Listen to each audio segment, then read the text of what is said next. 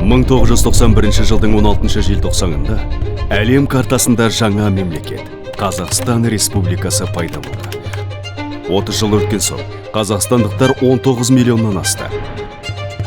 Олардың әрбіреуі ұрпақтар арасындағы дәнекер.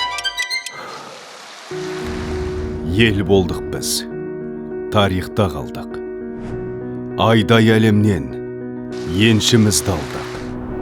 Барша дүниеге сүйінші бердік. I'm from Kazakhstan. Қазақ дегенді болмысымызбен, ізгі ісімізбен Үлкен рахмет. асқақ қылдық. Биікке ұмтылған, ғарышқа қол созған, қанымызда бар жүйріктік. Құрбан боп кеткендер, сабағы өткеннің, қаһармандарға бас идік.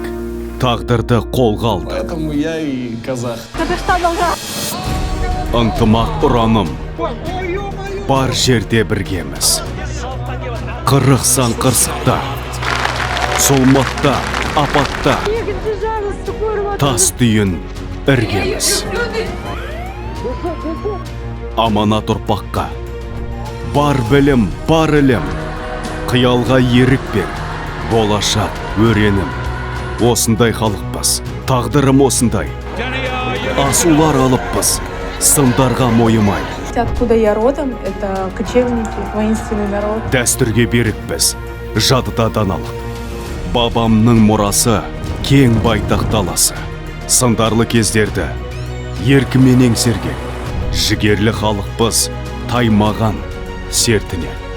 Тәуелсіздік, бәріне бұйырмаған бақ.